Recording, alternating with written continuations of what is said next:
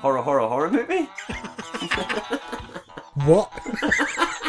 Let's make a horror movie? I wonder what we'll be like then. Brains in jars, I'm going to guess. We're a long way for God now, son. Slowly Coming out of his mouth. crawling out Yeah, of his that's mouth fucking and stretching cool. his skin. Nice. So he doesn't save them, the bridge goes down, people die, and he's like, oh well, job done. Clarence? Can we try take two again? Yeah. All I'm saying is maybe don't trust sentient hats to make life-changing decisions, but... Thanks for your correspondence, J-Tubs. Welcome to Let's Make a Horror Movie, everybody. I'm Dave. I'm John. And this is the fortnightly horror podcast where one of us comes up with a horror movie sketch, a synopsis, a first draft, if you will, pitches it to the other one joins in, tries to improve, and then we throw it out to the audience and ask you guys to improve, input, and generally get involved with the premise. Yeah, and a lot of the long-term listeners who have missed the last episode are thinking, 19 must be John's pitch. It's an odd number, that's how it works. That's what we're comfortable with. Yeah. Wrong. We don't like change. No. Me especially. Oh, mate, you've been shaking the whole time. I threw a tantrum. Like a leaf. I put my fist through the window. Yeah. The police were involved. That's all I'm saying. But hey, I'm free now. For the time being, let's do this. So anyway, this podcast, fair warning, silly, nonsensical, quite absurd. A little bit of foul language. You bastards. Quite a lot of foul language, sometimes quite coarse, but you know, it's also very, very highbrow. Oh, undoubtedly. It's highbrow hiding in middlebrow with a foot in lowbrow. Yeah. But it's all brow, I guess. Yeah. I mean that's on our webpage. It's all brow. It's all brow. And for those new listeners, any new listeners out there, is that this podcast is in 4 acts. The first act, John, is... feedback. Yeah. The second act is... cultural highlights of the last fortnight. Yeah. Stuff that we think our listeners might find interesting, because, frankly, we find it interesting. Yeah, I mean, it's stuff which we've done. And seen and heard.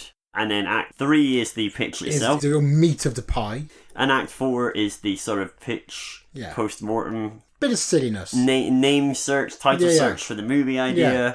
Last week we had a lot of sort of theological discussion. We did. It got quite deep, quite heated. Covered an awful lot of ground. Well, we covered the schism in the church brought about by the Transformers the movie from 1986. And we all learned a lot about nuns. It was nun heavy. If you're a nun and you missed last episode, you have missed your shot. You'll be kicking yourself if you missed the last one.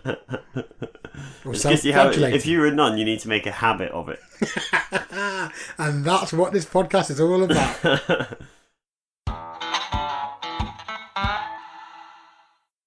Welcome to Act 1, I guess. Hello. This is the act where we get a bit of feedback on last episode's pitch and anything else that our listening audience deigns to tell us. Yeah, I've got a little bit of feedback. Do you want to go first? Let's kick off with J-Dubs, who is our sort of full-time, fully employed, but with no health benefits, north of the wall correspondent up in Scotland. He is really like the fifth Beatle of this. Yeah. or he could be more like the Brian Jones. Yeah. You know, sort of die at a swimming pool. And then you hire Ronnie Wood. Yeah. You're welcome, J-Dubs. His email is entitled Episode 18, Fun Nuns and Futurists. Dear Sister Rodimus and Sister Wristbiter, don't worry about the feedback song. I'll get something over to you in the summer. What a teaser! Brackets, or something that will be forgotten by all and indeed for the best. Okay. Close brackets. Regarding Smashed Smash, I guess that was your Valentine's Day gift. Was, yes. Really pleased that he's responded to this. I think you're probably reaching back even further than my references. What's next? References to the original Clangers. It's been remade. Yeah. Or a reference to May to December, 90s sitcom. Don't tell me what May to December is. It's a 90s sitcom about an old solicitor who marries a woman half his age. Yeah.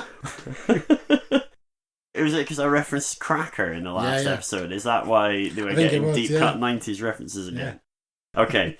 Question. How many references to Big Train is John allowed to miss before you slay him on air? From my listening, there is a clear reference. Warm Through Cakes. Yeah, that is a Big Train reference. Yeah. And a half reference, the Bat Puns. Which, I don't know, my Big Train memory might be failing me there. Yeah, I don't remember the bat But stuff. he's chastised. Well, I don't remember it from Big Train. I'm proving him right by not knowing what he's talking about. Yeah. And, you are quite right, though. I should be quick. Oh, hang on, here we go. He says, the bat puns featured in a scene with Simon Pegg as a DJ with child labour forced to rise. Puns, that's right! Yeah. There was a Batman pun in that, yeah. That was really good. Guys, go and watch Big Train. It's really good. Holds up. Cats have dirty claws. Pretty sure the BBC have picked up Zulu Jesus and Johnny Gandy as the next 2 years' Christmas animations instead of the usual Julia Donaldson effort. Yeah. Pretty sure Kane is on the voiceover and this is how they will get over the height issues. I think James Corden's doing Judas, isn't he? A musical Judas. Yeah. He says, regarding the pitch. To be honest, my feedback is pretty light here. Okay. It's a right stressor of a pitch, enjoyably grounded with no overt supernatural element. It was consistent and strongly themed. Oh, thank you very much. In a separation from a usual casting format, it's not. No. I'd suggest Maggie Smith plays Mother Superior Bernadette. I like that. Tandy Newton plays Ariel. Olivia Colman plays Ava. Helen McCrory, Polly from Peaky Blinders. I don't tell me who she is. There you go, plays Rose, and Ian Smith plays the Bishop. Ian Smith is Harold Bishop from Neighbours. He would be. Do you know what? A couple of those are actually quite good. Olivia Colman would be a really good Sister Ariel as well. Also, I think Ian Smith is actually in a horror movie, so if anyone wants to enlighten us as to what that's called, feel free to do so. No, please do. I also quite like the idea of Katie Brand as one of the nun goons. I think she's pretty good in a straight role, but does risk impacting the tone somewhat. She is. Do you know what? I think that's a fantastic idea. Yeah, I'm genuine because I like Katie Brand. See her going a bit Nurse Ratchet. Yeah. But in a sort of nun. Yeah. In a habit. Pertwee and Sarah Finowitz would have to settle for the roles of homeless guy and policeman. Yeah. So I guess, the homeless guys, they're dying. Yeah. Was there a policeman in it? Yeah. Oh, right. Yeah, because the police came. Yeah, no, you could have Pertwee as a kind of. So basically, at this point, J Dubs is suggesting that these people are almost doing it because they're your mates. Yeah. So they go, I'll give turn them up. A lot of roles, I'll give them a lot of roles. I'll turn up and just be a policeman with no lines at the end of your movie. They really are kind of like our Robert De Niro's to our Scorsese. As well, I can't comment on single gloves and bare hand helmeting. Legal proceedings are ongoing. Of course. P.S. Get well soon, Randy. The guy that introduced the axe last week. Yeah, mate, it's taken another bad turn for Randy. P.P.S. It's skins, not skins, obviously. Or skins, not skinned.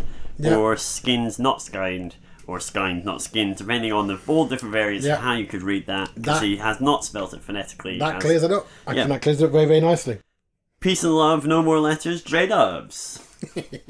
You will not be signing any more autographs, I'm afraid.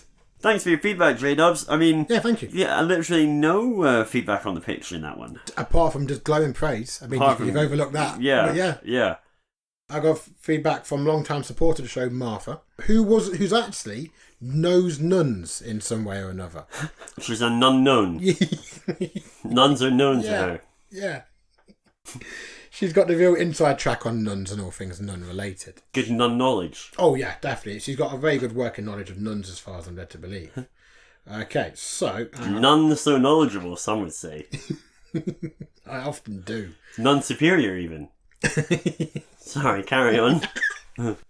Okay, now she says she can't give it the Catholic seal of approval. Oh, no. And that is what we needed. I'd actually written to... I was seeking the papal seal. But he's taken a turn for the worse recently because he's actually become quite ill. Has he? That's why he's not getting back. Oh, maybe he's got coronavirus. That's the rumour. COVID-19. That's the word on the street. That's true, by the way. Is this a stupid question, but are there 18 other COVIDs? Yeah, there must be. Because, it just feels like, look, if this is the one that's going to take loads of people out... Give it a better name. I don't know, because the Stormer. Oh, have you got the Stormer? He's caught a Stormer.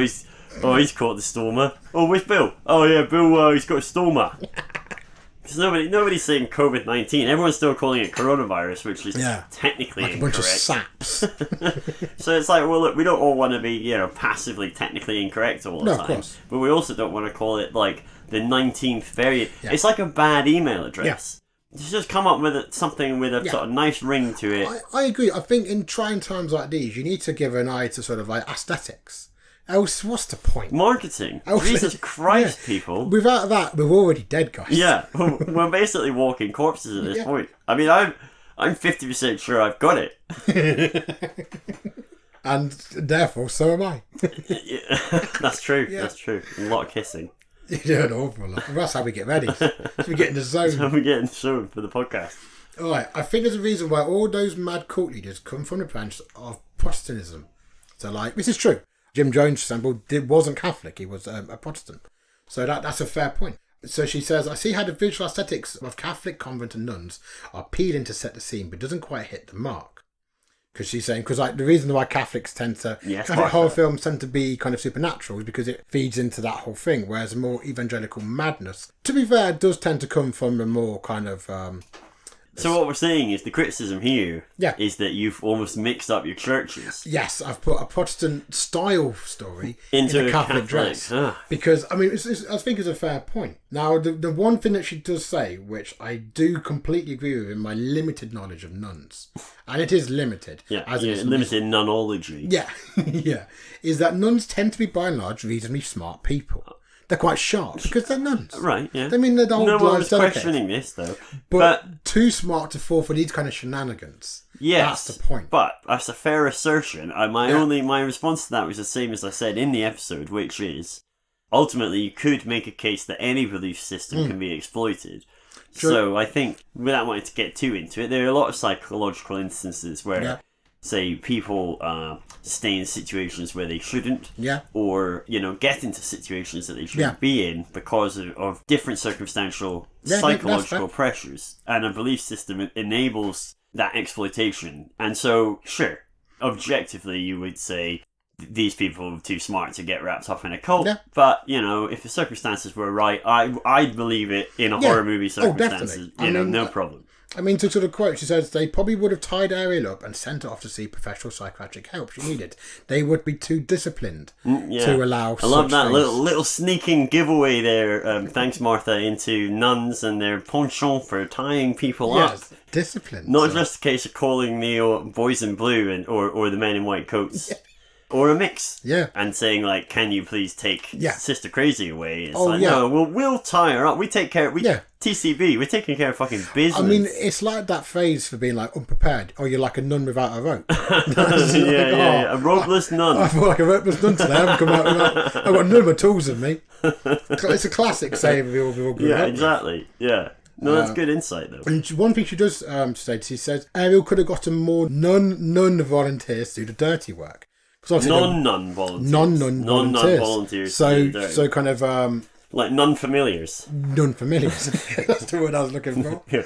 Which I think is actually a fair point, because obviously those sort of things do draw in quite a lot of volunteers and stuff, and a lot of people from the parishes and whatnot. A lot of like lay help and stuff. So like white belt nuns. Exactly, So she said maybe you could put in some kind of volunteers to do some of the dirty work before the nuns get involved too much. So Ariel was preaching to a more fanatical base of non-nuns before moving on to the nuns. We could, if you really wanted to take that on board and try and factor that in, you could introduce some contrivance whereby, perhaps she's poisoning the water or the food, but like not poisoning to death, but like in terms of some sort of psycho...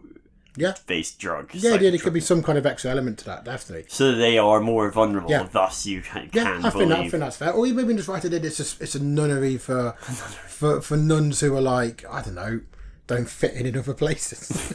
Waste and strays nunnery. Yeah, I feel like Dirty Dozen of for nuns. all the badass nuns that are just a bit too disruptive. Just can't play by the rules. She also, there's a lot of feedback as well about where in America you couldn't set it. Oh yeah. So there aren't that many Catholics in the US. Northeast would be your best bet. New York, Boston, Philly, maybe, or maybe even LA.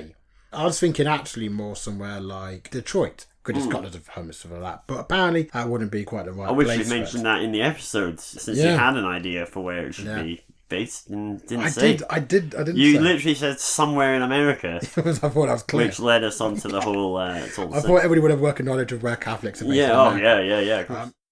So thank you for the feedback. Yeah, thanks very much for the feedback, guys. Always appreciated, as is anyone that writes in or tweets John at Lamam Pod. That's LMAHM Pod on Twitter. Keep it coming. You'll see me trying social media. So yeah, we're also on Instagram under Let's Make a Horror Movie, and you can email us at letsmakeahorrormovie@gmail.com. Yeah. And if you do enjoy this or previous episodes, please do rate us and review us on. Yes, very important. Ideally Apple-based products, but otherwise, have at it. It all helps. A couple of people already have. Thank you very much. Yeah, we love you. Yeah. That's all the feedback for. Mission. Yeah. God, I kept wanting to say Nuns on the Run. Yeah. I just really wanted to, but it's But they didn't run anywhere, though, would they? They weren't running anywhere except to an early grave. Yeah. You could go in Nuns run into an early grave, but it's too long for the poster, isn't it? Nuns on the Run to Heaven. Yeah. Nuns on the Run to Heaven Bound. Heaven Bound is quite good. Heaven Bound. Heaven Bound's actually genuinely quite good. I mean, look, I'm 2 weeks late. It's already been named, but hey, Heaven Bound. Yeah, guys, if you give Dave a good run up, he'll fucking smash it. Give me 2 weeks' notice, folks. Welcome to Act 3 and 2. Welcome to Act 2, everyone. Yeah. There's no funny. We don't have any guest voice artists today to introduce the act. Well, I mean, Randy's left quite a mess. Well, Randy's dead. Yeah, I hadn't told you until. I didn't tell anyone. I'm not completely surprised. No, he didn't look far from death. He was in a bad way, but I think you could already tell just from the look of the wound. The thing is, when I first came here, he was just right springing his step. Yeah, well, I mean, he had a lot of adrenaline by that point. Yeah, he was winning. That was really what was sustaining him, I think, through those last hours. But anyway, look, it's nice to have him captured for posterity on the previous episode. We'd always be known as a podcast that had Randy's last words. Yeah, I mean, you can hear a lot of him on our sister podcast, Soaking the Boards. Yeah. He was, he was basically a co-host on that, wasn't he? Yeah. For a long time. He had a lot to say about it. A lot. Yeah, there's some very different opinions on that. Yeah, very, very big bladder. Yeah, and open-minded. He's big of bladder, big of mind. You know what they say, big mind, big bladder? Yeah, they do. Famous saying? Yeah. I think it's one of Aesop's fables. I think it might be, yeah. The tale of the pissing shrew, I think it was. I think, like you, I've been reading Ben Aranovich's new we've both been book, False Values, so it's early days for me, so I've not got a lot to say other than I'm quite enjoying it. He's dead, yeah? Oh, well, we've got our first caller. They must be here for the kisses. Yeah, it's Randy's wife. That was quick. Randy's wife. Well, she's not here for the kisses. Yeah, I mean, stop calling. It's been dealt with. He's fucking underground now, okay? Like, it's done.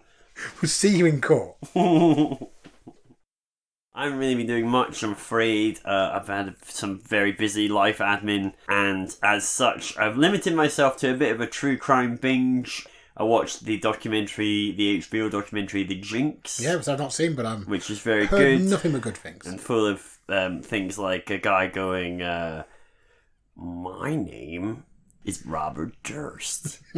Well, I killed them all, of course. We should have got him in to do the acts. Welcome to Let's Make a Horror Movie. Nice one, Bobby. Got it in one. That's John. And I'm Dave. Thanks to Robert for the intro. Yeah. Maybe I'll cut that out from here and put it at the start. Yeah. But yeah, he's great. He's great. He's not great, obviously, but that's a great documentary, and I'm sure I shouldn't say it, but it does all seems to be available on YouTube. So that's the Jinx, featuring Robert Durst, real life killer. And besides that, I'm currently halfway through the Madeleine McCann documentary on Netflix. It's a 8-part thing. Came out last year. Really enjoying the grim stuff. How about you? I've been relatively busy with stuff. I'm elbow deep in 3 books right now. The one I've already mentioned, Book 8 of the Rivers of London. I'm also enjoying Adam Neville's Banquet of the Damned. I think was his first novel. It's very, very good. I'm also reading a little bit of history. I'm reading a cracking book called The Anarchy, The Relentless Rise of the East India Company by William Dalrymple. Yeah. It's very good, very horrific at this point. I mean, it's not written horrifically, but it's about an horrific topic. So, yeah. that will probably cast its shadow over a few future pictures. I have no doubt. Is that why you brought Gandhi into the last episode? It is. Do you know what? If you look at loading. my pictures, you can definitely see my studies of the 1800s coming up quite a lot. Well, that's nice. There are no horror movies. Oh, yeah, there was one I watched, VFW, Veterans of Foreign Wars. It's got Stephen Lang in it. Real schlocky, bloody... It's about a load of veterans in this bar. Woman walks in, being chased by some mutant junkies. Cool. And it's basically assaulting Precinct 13 in the fuck out of some junkies. Nice. But they're all like evil and stuff in the near future. Very good. Evil junkies sounds good. Yeah. It was good. That was a nice thing. All the principal characters were all played by like veteran action stars. So that's very good. Recent movie? Yeah, really recent. Made by the same guy who directed Bliss, which is another cracking film, which is actually on Shudder right now. If you haven't got Shudder right now, you should. Yeah, Bliss. Again, I've been watching Bliss recently. It's amazing as well. Stop shivering and Shudder. Yeah. There you go. I should work for Shudder. Yeah. Well, Shudder, if you're listening. You're welcome. I'm open. Yeah, that one's free, but you have to pay for the rest. He's got books of these, man. So they don't call me Mr. Brownstone for no reason.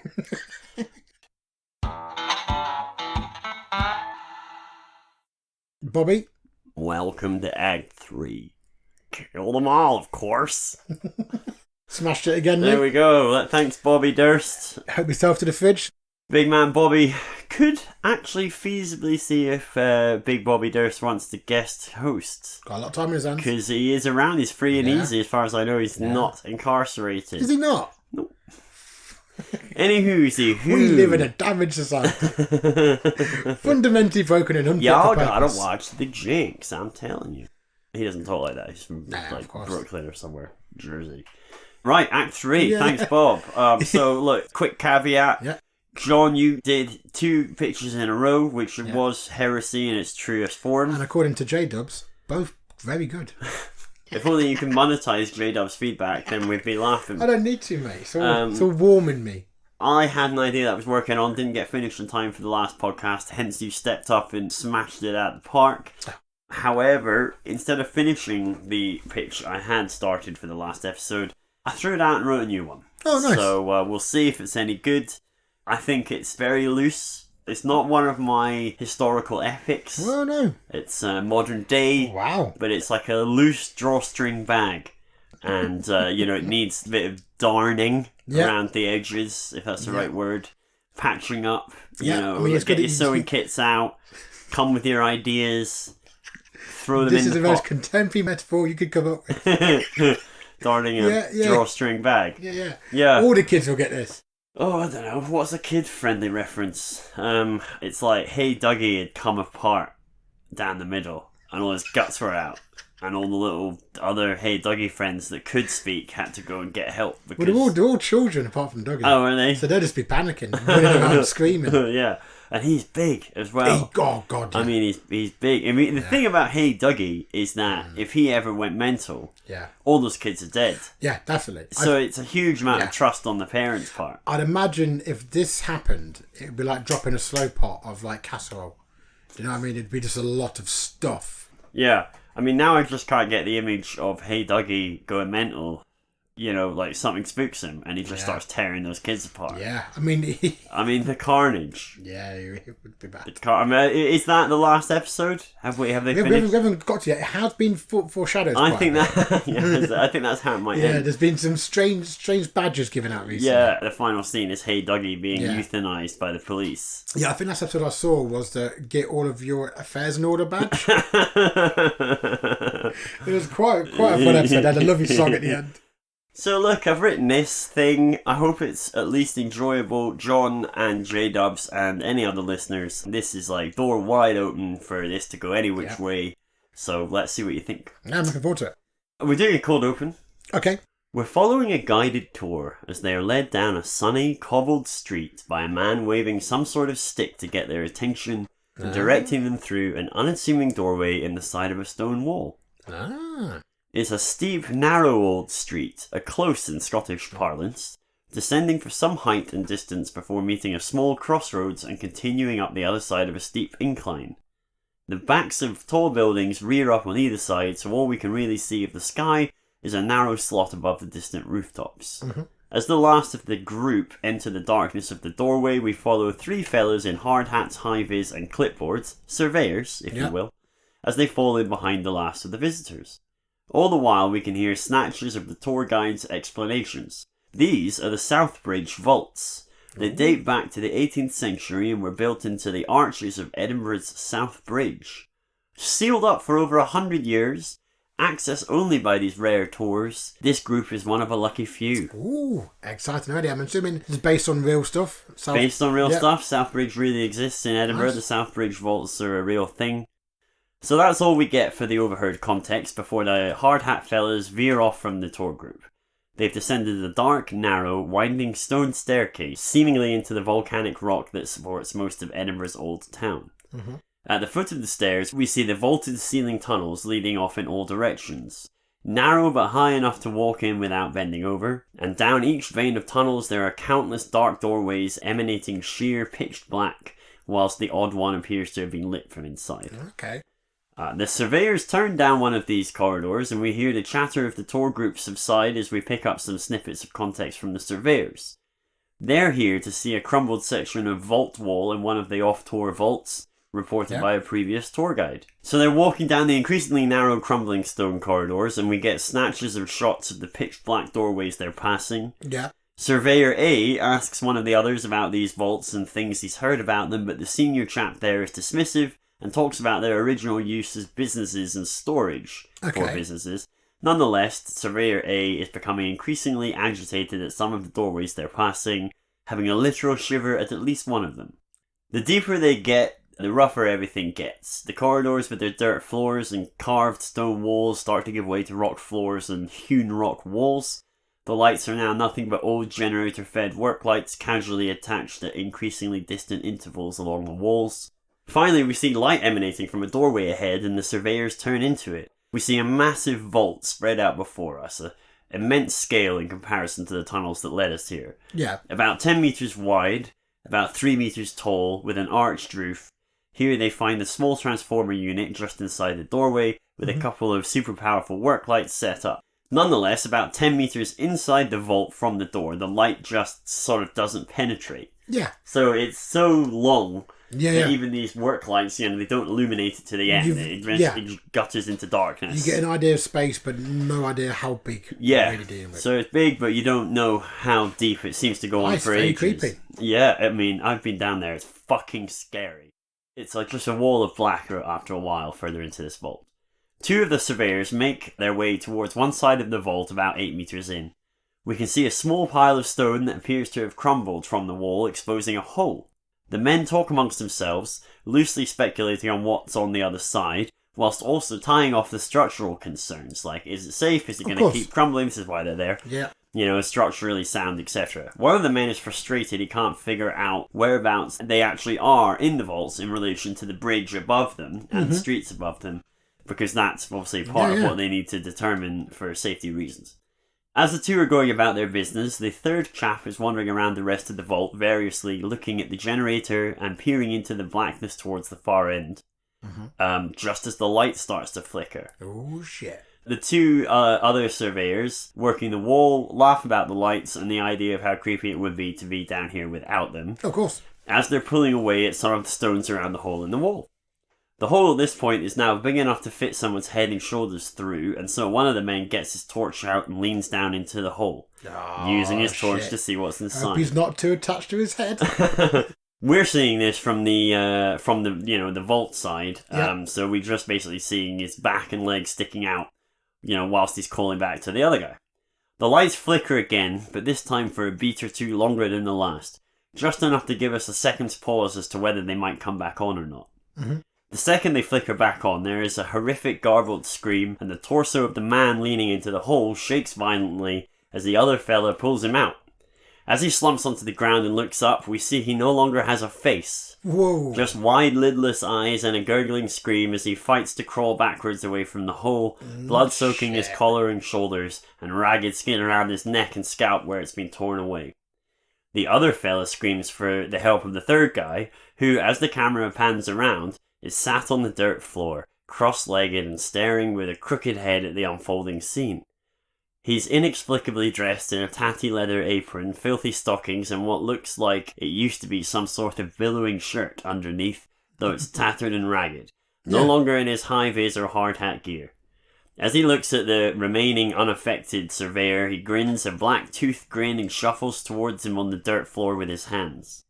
The surveyor with no face is still making horrific, anguished noises in the corner as he convulses on the ground, and a glance back and forth is the mistake the final chap makes as the body shuffling across the floor towards him strikes his knee with a nasty-looking rusted hammer, taking a huge chunk out with it, kneecap and all, as the man screams and drops to the floor, writhing in pain. Yeah, you do need your kneecaps. Oh, it was smart for sure. Yeah, but I suppose he's still got his face, so he can't. Yeah, exactly. Yeah. You know, beggars can't be choosers. Grass is always greener. The shuffling monstrosity moves with unnatural speed to the no-face gurgler and stoves in his head with the hammer. Oof. The lights flicker out and back in as the knackered knee fella starts clawing his way in the dirt towards the doorway. As he reaches out towards the door to pull himself along, a huge iron spike drives down through his hand and the thin layer of dirt into the rock below, immediately followed by the clang of the hammer driving it down further. Ooh, no. In the screaming mess of blood and tears, the withered, tired face of the blacksmith leans down and looks into the eyes of our screaming, kneecapped surveyor before inserting his two hands into the surveyor's mouth and pulling the lower jaw and head apart in a final grim, screaming fit of gore before we drop to black. Oh no. The final shot in this opening scene is a cut to the tour group who we saw at the start. A few people in the back of the group suddenly turn their heads and look down the corridor with the flickering lights.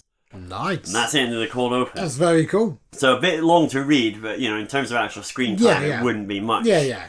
Because you're just following these people entering and going down, and actually, so it's a couple of minutes. But tops, you have set your stall out. Quite often when I try and write these horror pictures, I have something I want to say, something I want to reflect. Of course. This one, I just wanted to do, something that would just be balls to the wall, entertaining. Yeah, fair play. Nothing too, taxing on the brain.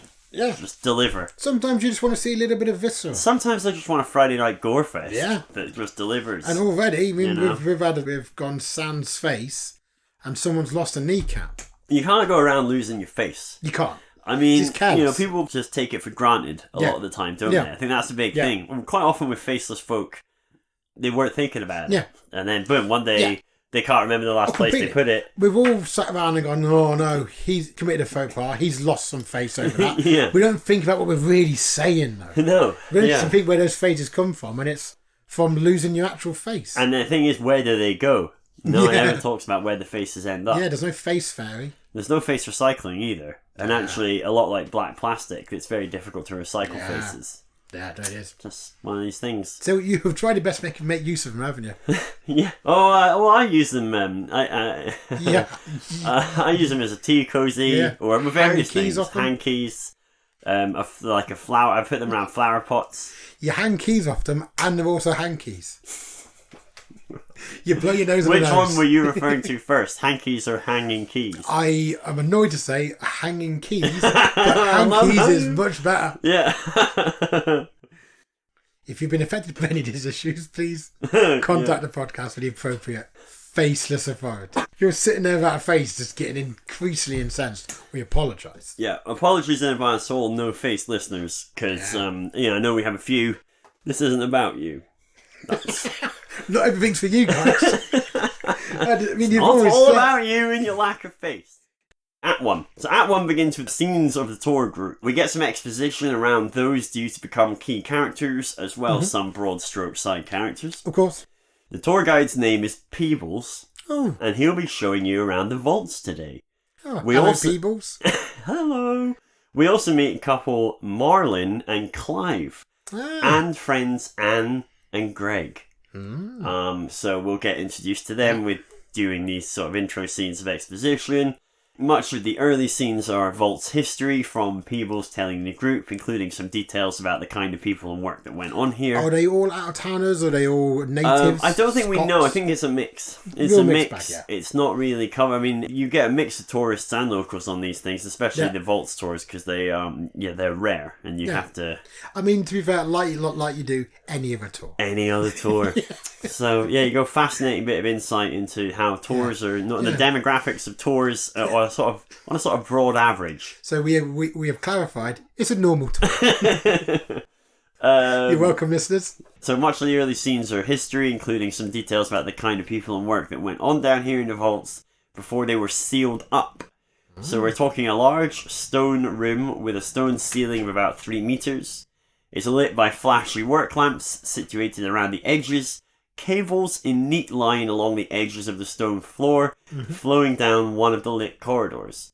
So everything's stone hewn, essentially. Yeah. So like there's no like recessed lighting. Yes. All lighting is work lamps that have, power cables running from them down corridors in bunches to a generator somewhere. Right? They've left it all intact. Around the room are a series of arches, most of them pitch black, but a few are lit. And we see an example vault, for example, one of the lit ones is an example vault, and a couple of corridors are also lit. All rough stone top to bottom. The tour group moved through some stone rooms and corridors, being drawn to various key historical elements of interest. So we're very much in a normal group tour at the moment. Yeah. As the group are learning some particularly curious facts about one of the vaults they're in, we hear the scream of the surveyors from the intro. As the lights flicker and panic starts to set in. So, although the intro ends with a cut back to them, we've just sort of caught up from their point of view. So the tour guide's helper, Joe... Joe and Peebles. Joe and Peeps. The tour guide's helper, Joe, who's been bringing up the rear of the group as they've moved through the vaults, volunteers to investigate, and Anne and Greg offer to go with. Just in case Joe needs help. I mean, at this point, it's odd. Yeah. But you know that there are other people. Yeah, it's not just a scream out of nowhere. You know there are other people down there. Someone's in need of some assistance. People saw the surveyors going down, so at this point nobody's going, "Oh, the fuck, ghosts" or whatever. And no one's doing that. And so Anne and Greg are like, "Oh yeah, we'll help you, Joe. In case something they need help or whatever." So the tone of the group, though, changes from a sort of light-hearted, spooky tour to a bit more of an afraid and watching the shadows kind of approach. Bit of nervous chatter, a bit of a pause. Things obviously people stops the tour while Joe and Anne and Greg fuck off. They've already got more than they bargained for, and nothing's happened to them. Yeah, so they're like, "Oh, hey folks, we're just going to pause the tour here. Joe's going to go have a look. We'll see what happens." Probably at least one of them's going to be a bit annoyed, a bit like, "Oh, I've got to have a meal in a couple of hours. I've got a table booked." And are we going to get a refund? Yeah. Are we going to have to pay for this? Is this part of the tour? Exactly. That kind of... Yeah, there's always some. Always some. I mean, don't... that accent was just pulled out my arse. It could be... You thought somebody rude. You went with that accent. Are we going to have to pay for this? Is this part of the tour? We should not have... It's my God-given right not having to pay for this. I shouldn't have to wait here whilst you go looking down there for who's screaming. Interesting choice to go with that one. None of these accents reflect any kind of personality types. Yeah. They're just thrown in the mix. Alright, so where were we? Okay, so by the middle of the first act, we're essentially following two narratives. Yes. So Joe, Anne and Greg tentatively making their way down some narrow stone corridors in search of the surveyors and the source of the by now multiple screams. So after they set off, more screams occurred. She could be a doctor of some kind. So she's like, I'll come with you. I've got some experience. So I'm a paramedic or something. That'd be quite. That's a nice little. That makes like Peeves go. Fair enough, Joe. Peeves, go with Joe. Not Peeves. Peeves says, Anne, go with Joe. Exactly. Or Joe, maybe Anne's willing to go with you. She's a paramedic. Exactly. Thanks, Peeves. It's like saying Peeves. So two narratives, Anne, Greg and Joe, by now multiple screams, and also the remaining tour group, the other narrative, with Peebles, the guide, and Marlon and Clive, who are now sort of a bit more known to us, interacting with the group, investigating areas around the group's vault where they've stopped and waited, getting their phone lights out and, peering into dark rooms and stuff, discussing what might be happening, all the usual stuff. So there's some time spent there. Yeah. And of course, the Clive group are increasingly scared by the additional screams that have since been heard in the distance, and again, especially because some of their party have now gone off. Of course, yeah. So nobody knows at this point whether it's the same screamer as the original, whether it's Joe, Anne, Greg, so that's very unnerving. You're in the dark, you're hearing screams. It's a weird situation. So People's Party had agreed a timeline. If Joe's group weren't back in 15 minutes, the main group would head back to the exit and everyone would regroup there. Makes sense. it's starting to push on towards the 15 minutes now. That's why Peeves is in charge and Joe's not. That's why Joe's crowd control. Yeah. And Peeves is the mouth. The worst part of it is Peeves started about a year after Joe did. But, yeah. It's that level-headedness that got him the that's job. it. The thing is that Peeves just has this confidence, you see. Yeah. And a lot of people mistake confidence for aptitude. Yeah. Because people are largely sort of bad at critical analysis, I suppose. Yeah. But it does happen. Yeah, it does. And so, you're right. Joe, capable pair of hands, experienced, but doesn't have the flair. His chance. And he's also probably getting a little bit bitter about it now. Got something wobbled his confidence probably at some point. Little thing at some point, maybe personal life, maybe professional interaction, but whatever it was, just undermined his confidence that little bit. It was enough, though. Yeah. It was a chink in the armour, and their bosses, they saw it, and they just didn't. They lost their belief in him. And then along comes Peeves. He's 5 years his junior, but yet good looking lad. He's got the whole patter down. He can keep his cool. Joe just can't compete anymore. Tells a lot of pretty lies. Yeah. The worst part of it is he actually reminds Joe of a younger himself. And that's the real sting the tail of it. Yeah, that's true. Very like a younger Joe. Yeah. And when Joe was that age, things were different. Yeah. Things were different. It was harder for the Joes of this world than it was for the Peeves. But he had the whole world at his feet, but he didn't even know it. That's it. Too busy struggling. That's it. I mean, it took Joe a long time to save up for his 2-litre diesel Golf.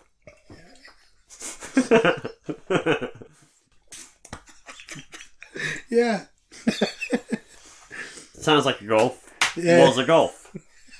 A little insight into Peeves and Joe's normal working life at the tour company. I think Peeves and Joe are generally our most well thought out characters. So they'd agreed that if they weren't back in 15 minutes or so, they'll fuck off to the exit and meet there. It's about that time now. Anyway, cutting back to Joe, Anne and Greg, we're following them down the flickeringly lit corridors with gaping black arches either side of them as they nervously traverse their way down into the deeper bowels of the vaults to where Joe believes the surveyors were headed. There's a jarring scene as they're approaching one archway in the corridor that's lit, and Joe turns and whispers that this isn't the room that the surveyors were in as they're about to pass it. Yeah. So they slow down, and as Joe stares inside, he freezes.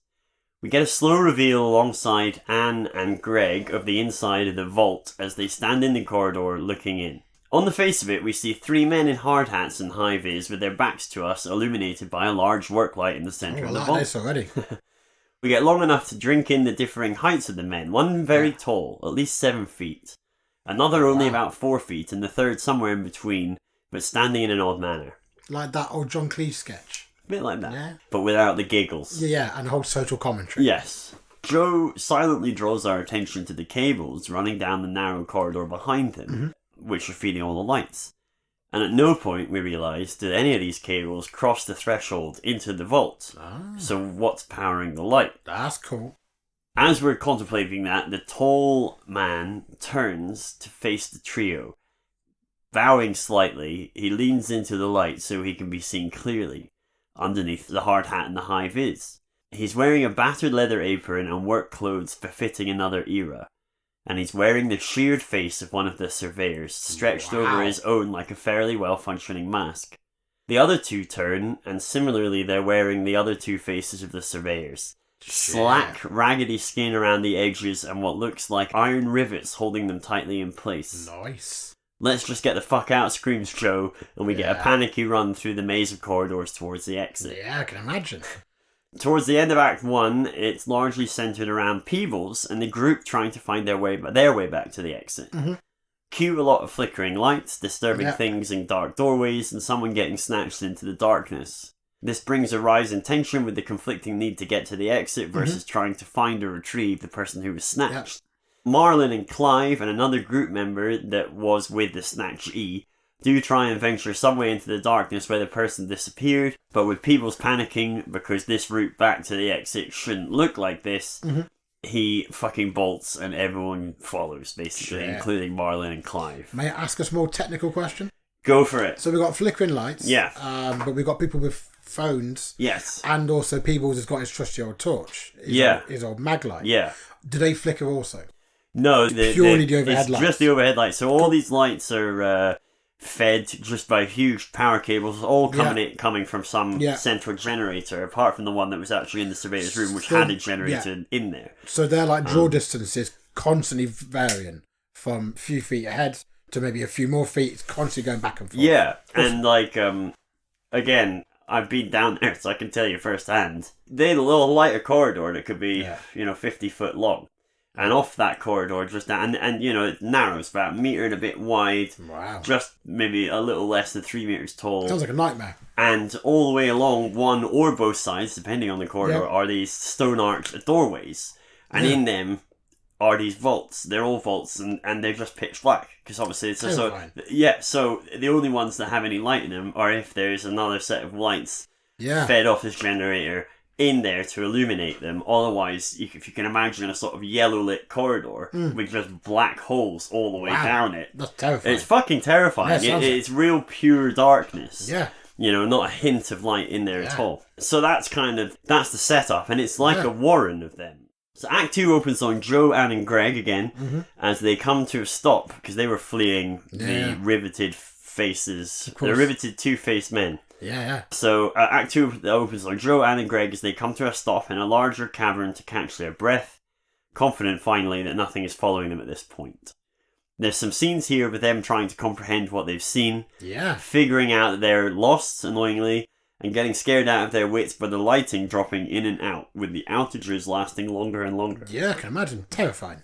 So they come up with the idea of following the power cables, they should eventually, somewhere or other, run back up to the exit. Yeah. But as the lights drop out this time, there's a loud clang sounding like a hammer striking iron, followed by Joe screaming and panic as one of them tries to fumble for their phone light. As the lights come back on, it's apparent that a huge, flat-headed iron spike has been driven through Joe's foot into the stone floor beneath. Oh, no. Unfeasibly deep and secure. He's pinned. Pinned. They're pinned Joe. He's been Joe pinned. Yeah, it's been Joe pinned, yeah. Joe Pinny Pinman. A metaphor for his career. True, absolutely. I mean, you're really reading between the lines. I really am, and you're nailing it. I've got like Joe. Hey, Joe Pinman. Pinman's actually his second name in this. He's Jake from the I mean, to be fair, we should have known that from my old like Tim No Face from the beginning. So he's literally pinned to the ground and in huge amounts of pain, and everyone's going, "What the fuck is going on?"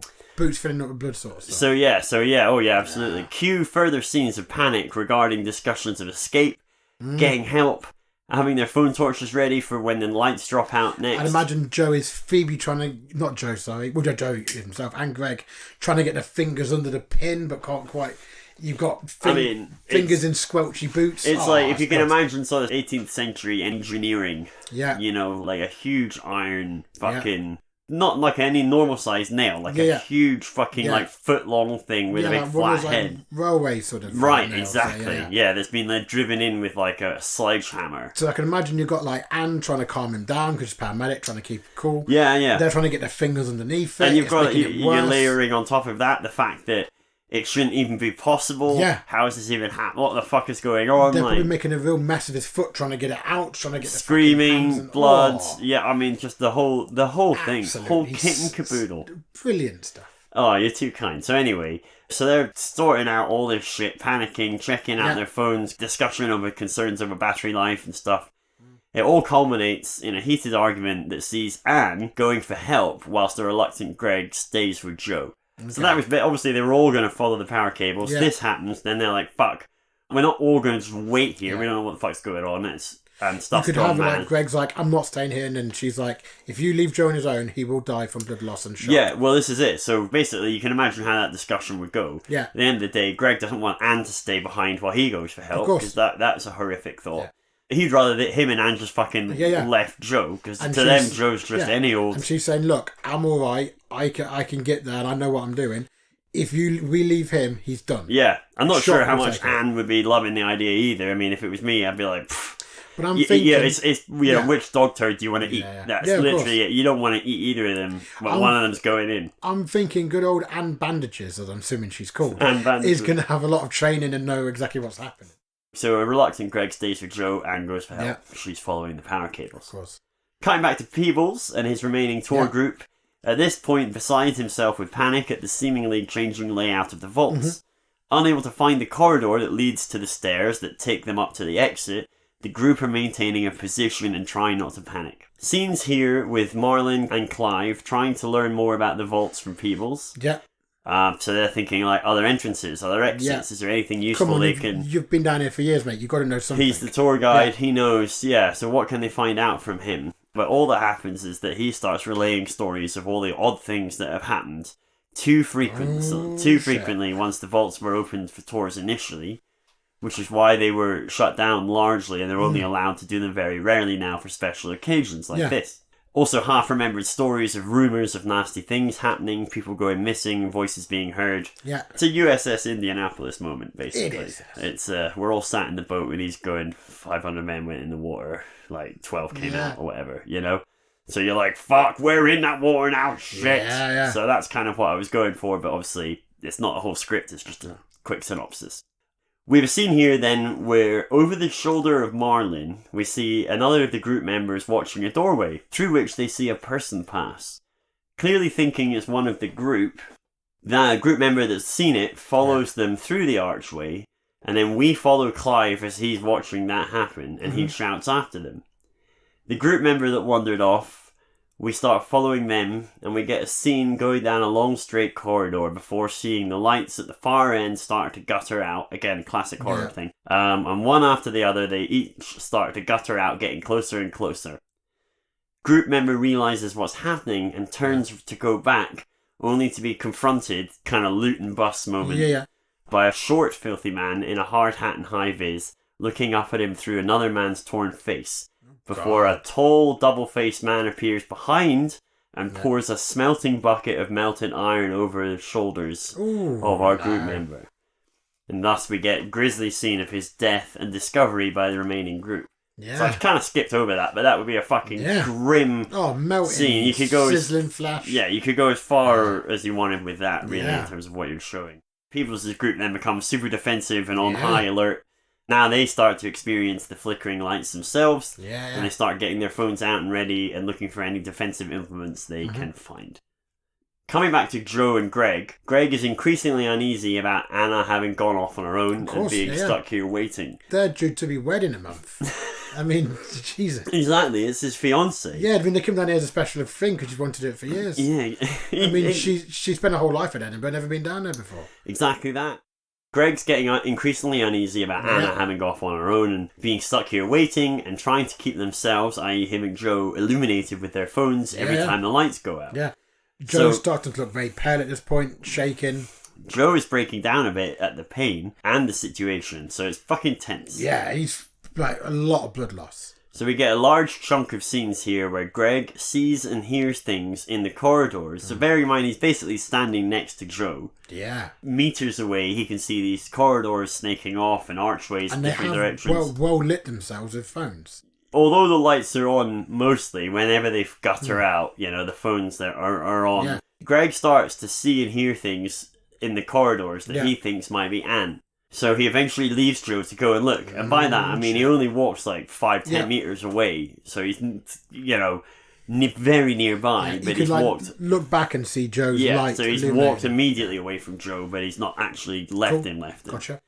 But as he gets to, say, one of the corridors and looks down it, the lights gutter out again and Joe screams. And we find basically, now again, not going into huge detail, his other foot has been nailed into the stone floor in the absence of Greg being there. He's been nailed again. So Greg bolts back to Joe, lights are on, his both feet are now absolutely minging into the floor. You can't even fall to your knees because your feet don't work that way. I'm led to believe. Well, here we go. So anyway, Greg comes back and he's obviously screaming and trying to sort Joe out and Joe's screaming and it's fucking horrible.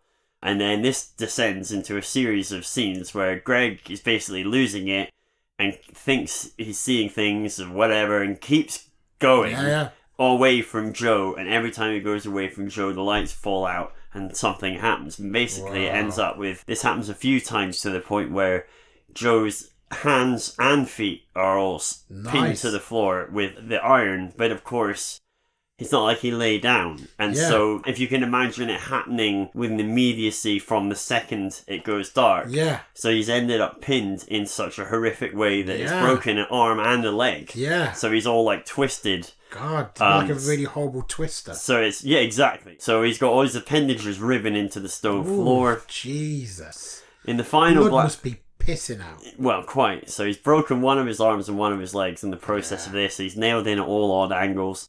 And in the final blackout we see, Greg returns to find Joe with his face torn off but still alive before Greg just runs screaming down a random corridor, leaving Joe to whatever fate awaits. Spluttering coughs of the dying. So Act 3 opens with Peebles' group, still in the same location we left them last, but in a mess. Yeah, the lights, losing it. I mean, they've had a guy melted to death, they've lost a guy to the darkness, they've got turned around. They can hear the screams of they can hear Joe. shit, they can hear voices, all kinds of weird things. They don't know where they are, and Peebles is kind of losing it because he knows, it's not his first tour of the vaults, so he knows certainly the tour routes very well. Yeah. And so he can't understand why the exit isn't where it should be. Yeah, he's all turned around down here. So the lights have started going mental, and the few remaining people, including Clive and Marlin, are trying to keep each other calm.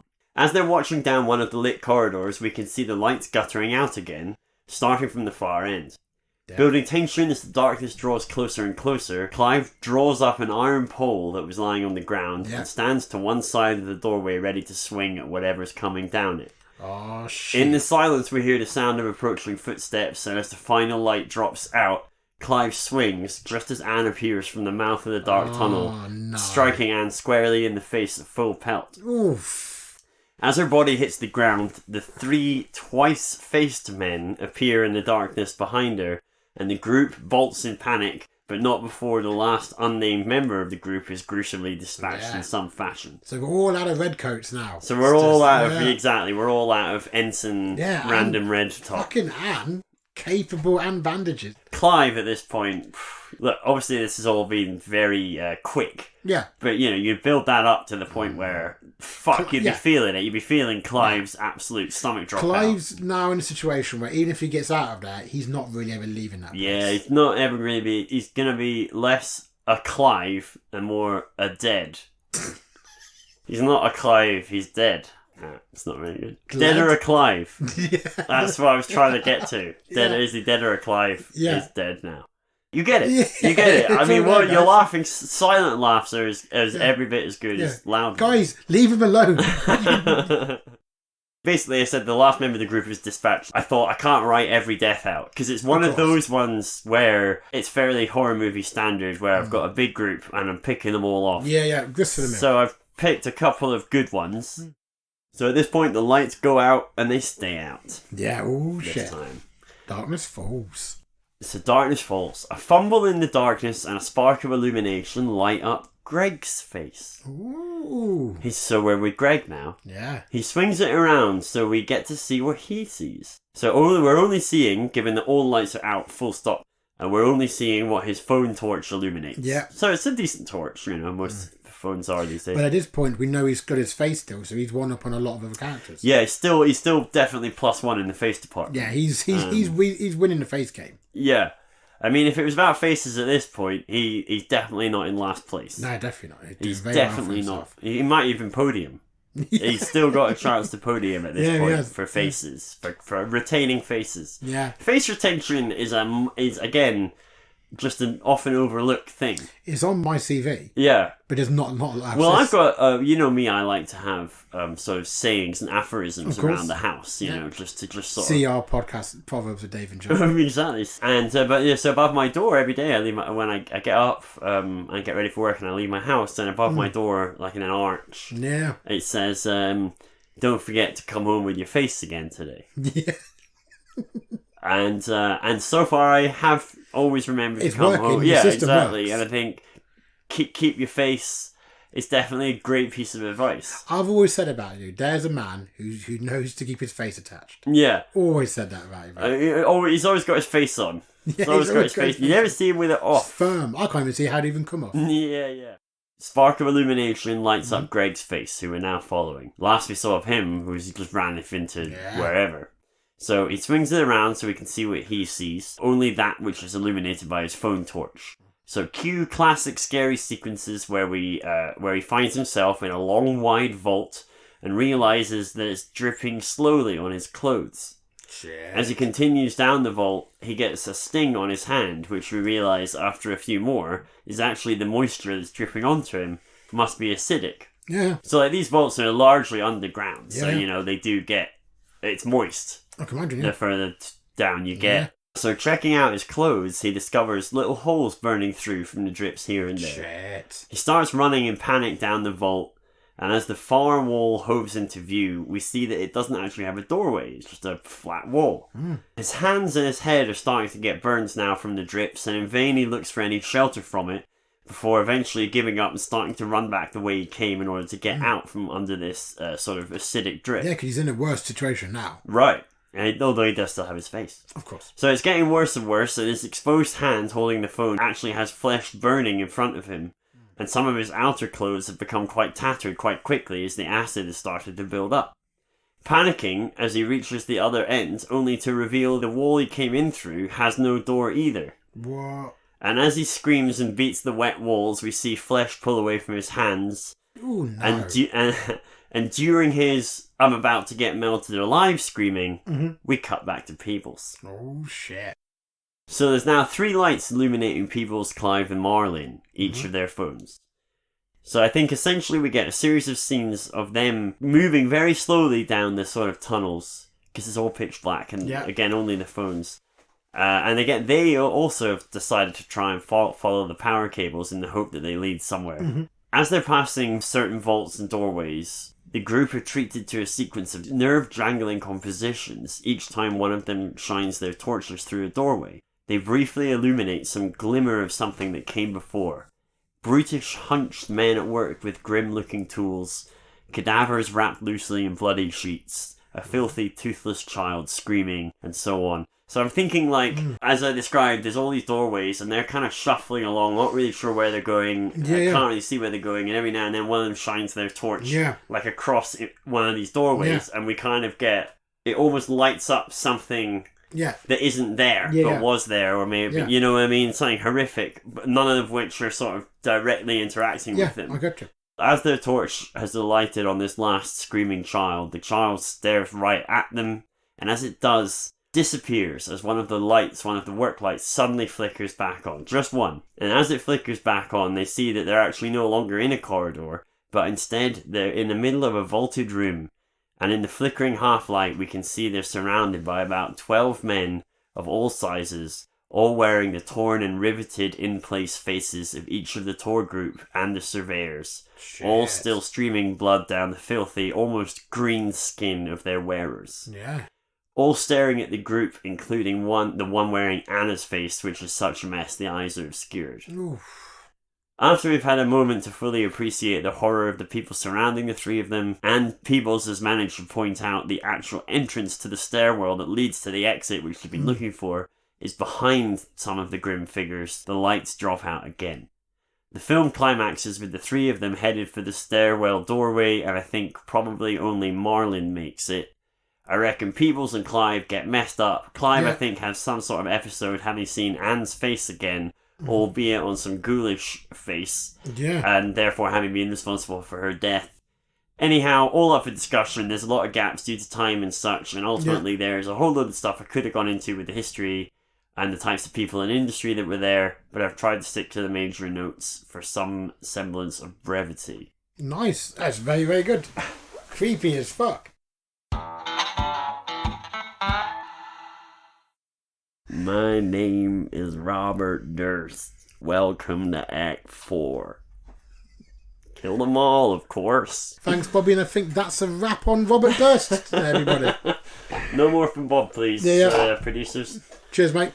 I would say my straightaway idea for the last shot, if you'll indulge. Yeah, no, because I left that wide open for input and thoughts. I love the idea of Clive fucking just crashing in on himself, and the fact that he's like, one of the faces they're wearing is the most distorted one, is one that he did. Yeah. That's awesome. Peebs fucking biting the dust is also awesome. I would quite like the idea. correct me if I'm wrong on this, that Marlon makes it through the room, makes it into the light of the day, puts his hands on each side of the opening, almost falls out of it, almost gets out. Screams in like, oh my god, and then you see like a big nail rivet just come through the back of his head, out of his mouth. Oh yeah. As his body just gets pulled back into it. That would be and cool. That's it. Yeah. Just snap through his mouth, gush of blood, done. A lot of the detail that I started with and then sort of took out because it was getting too much was around how the vaults, originally when they were built, it's a valley in the oldest part of Edinburgh. And South Bridge was built to cross that valley. Oh, that's cool. Now, in the valley was the poorest part of the city, which is saying something because it was all pretty fucking grim and poor. And these vaults, they go down quite far. I think they go down 60 feet below, the lowest part, so into the earth, and then obviously all the way up to the height of the street level above. Hewn from a living rock itself. They were used initially for like storage for businesses, but then people started living in them. They were involved with the sort of tail end of the clearances, people fleeing the English, so Irish and Highlanders and stuff would shelter in there. That's some grim shit. There's rumours, although I think it's probably untrue, but for sake of horror, we'll say it was true for this, is that bodies were kept in there. But there was also industries at times, so there was like smelters and cutlers, people that made cutlery, all kinds of weird and wonderful like little cottage industries going on. So there's a lot, and then a lot of people did live and die there, and then it was all sealed up. So you could take that any which way you wanted and say people were sealed in or whatever. Yeah. But the bridge was genuinely considered to be cursed because basically when it was unveiled, it was due to be unveiled, and for the opening, one of the big judges in Edinburgh, his wife was going to walk across it on the opening day. And instead she died a few days before, so they carried her dead body across it instead. Fucking hell. But because everybody was all superstitious in sort of ye olden times about it, I think a lot of that then informed the subsequent history of the vaults and how people thought about them. And to be fair, But they're considered, for people that believe in that kind of stuff, they're considered to be one of the most haunted places in Britain. I mean, I don't mean this as glib as it sounds, but that's almost like carrying somebody over the threshold of a marriage. It's like a blessing of it. If you did that same thing with a partner who died before the wedding, that would be looked upon as an odd thing to do. Superstitious or not, that's pretty dark way of reacting to tragedy. There. To be like, she's making it across that bridge from hell or high water. I can see why that's led to a sort of a morbid view of the place. So you can visit the vaults without actually visiting the vaults proper. Yeah. There's a bar called Bannerman's Bar, which I used to go to a fair bit when I lived in Edinburgh, which has like a gig room off to one side, which is an actual vault within. So it's in the underneath the South Bridge. It's so you can get in and see what they look like, albeit a small one, without having to actually get into the vaults proper. That's awesome. I liked it. Did it work? That picture, does it work? I think it worked. I think it worked a lot. Have enough in it? I think it worked a lot more than you think it did. I would rate that as a very, very strong pitch. It was a very nice change of pace for us. I can't think of the last time we've had one quite so splattery as that. I haven't got any names. I didn't. Again, I ran out of time. I literally finished writing this about half an hour before John arrived, folks. It doesn't show. It really doesn't. Apart from that, it didn't end. I mean, I don't want to be too blasé, but there's not a lot then for whoever wants to. It's just mopping it up after that point. Yeah. How do you want to contrive Morlin getting out and Clive and people's getting killed? Yeah, I agree. You know, I think you're absolutely. Up right. to you, the audience. I've done the heavy lifting for you. I did come up with a name during it, but I'm not sure it's a shit name or not. Go for it. Lowlands. Because it's Scottish. Yeah. And it is obviously lowlands. I mean, the only thing... I'm not loving it. I'm not loving it. I was going to say the only thing I had thought of was just calling it the Vaults. Yeah, that worked. Which I know isn't hugely inspired, but is quite a good name, I think. Yeah, it's better than Lowlands. Or Edinburgh Death Fest. Edinburgh Death Fest. Yeah, actually, that's not a bad title. Edinburgh Death Fest. Yeah. That's quite good. You could call it High Voltage, but spelt Vaults as in Vault. I mean, I got nothing to say, but I understood it for the first time. Oh yeah, okay, good. What about Low Voltage? I love it. No voltage? No voltage. I mean, we all know we're going to call it the Vault. we can play around the with Vault's plural. But yeah, I'm playing around with it. We might come up with something better.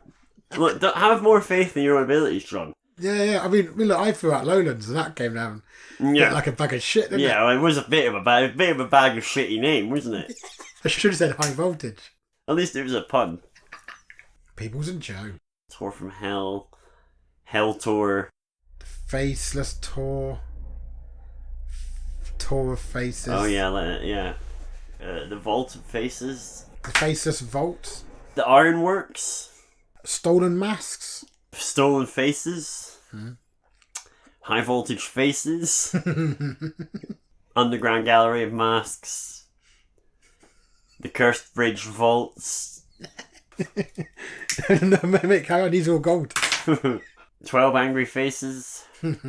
12 Missing Faces. Rip a Face. Face Rip. Yeah, Face Rip, we're done. Face Rip. Face Off. Southern Face, South Face. Southern Face. Oh, yeah. South Facing.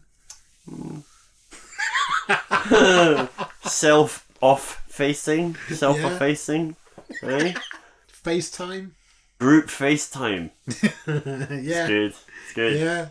I like it. That's great, that one. Yeah, alright, maybe the vaults then. What, we aren't doing group FaceTime? Well, group FaceTime I think is pretty close. Winterton typed it in. Yeah, the vaults is hard to beat. Tweet us at Let's Make a Horror Movie, LMAHM Pod on Twitter with any ideas for names for this movie. Remember, it's in a vault. Yeah. And it involves faces. Yeah, if you can get to a different and better title than The Vaults, do have at it. Instagram us at Let's Make a Horror Movie. Email us at Let's Make a Horror Movie at gmail.com. Stay safe out there, folks. Stay safe out there. Short controlled bursts. And fall back in teams. Yeah. Yeah. Lay down suppressing fire and fall back in teams. And we'll see you in next episode. Bye-bye. Let's Make a Horror Movie, everyone.